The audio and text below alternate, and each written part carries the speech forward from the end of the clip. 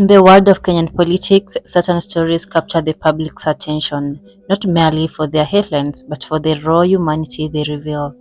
This is one of such stories. It begins with a woman named Priska Mwaro, an accomplished professional, wife, then ex to Cabinet Secretary Ababu Namwamba, and a mother whose life and death stirred emotions across the nation.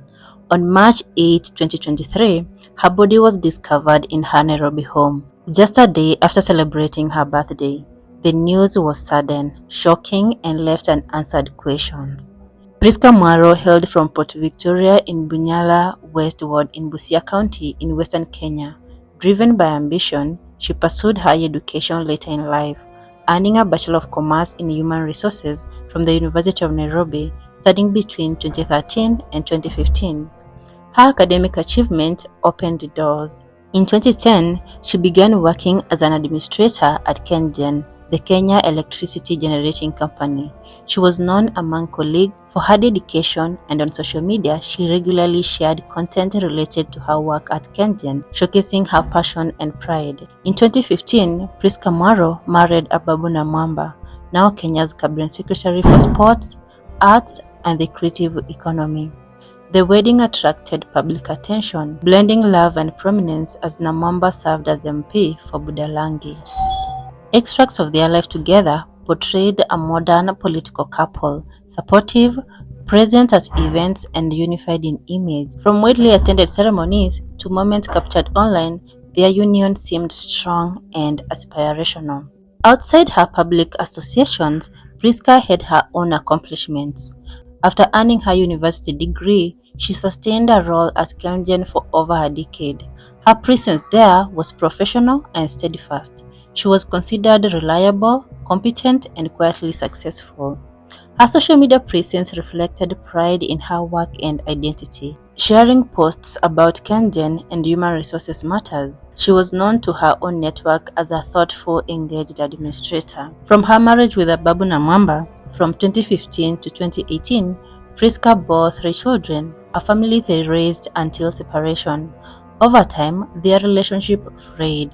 Sources cite allegations of infidelity from both sides as central to their divorce. By 2018, their marriage had ended. Attempts at reconciliation, particularly by Priska's family, reportedly failed.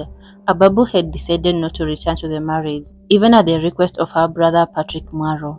Priska remained a devoted mother to their 3 children, balancing family responsibilities with privacy and dignity.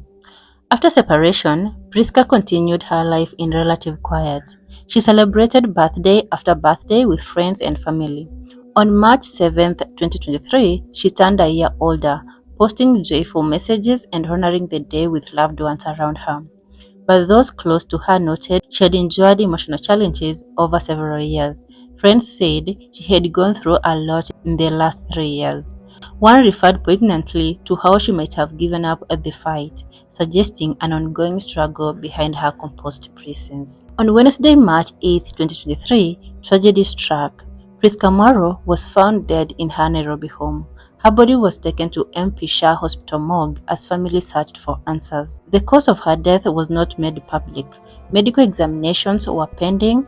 A family source, speaking anonymously, shared uncertainty and a sense of loss. We are still seeking to establish what led to the death of our loved one. We are yet to get answers for a number of questions. The news sent shockwaves through social media and Kenyan newsrooms.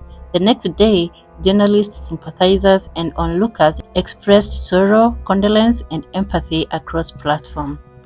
The passing of Priska Mwaro prompted a wider reflection. People admired her courage, the single mother managing a career and personal turbulence. Her silence through grief inspired discussions about mental health and resilience in society's public figures. Her 3 children, though young and grieving, became the silent legacy of a mother who loved them fiercely. Ababu Namwamba, now widowed by loss, had to balance public duty with personal sorrow. Priska's story reminds us how much lies beneath the surface. A bright professional who trained hard, pursued education later in life, worked steadily, raised children, and endured heartbreak with quiet dignity. When she died, she did so not as a headline, but as a human being with unspoken struggles. Her story calls on us to listen more deeply, support more sincerely, and honor lives no matter how private their battles. And so, as her birthday passed into memorial, we remember Priska Mwaro not just for how she died, but for how she lived, with perseverance, grace, and unconditional love for her children. May her soul rest in peace.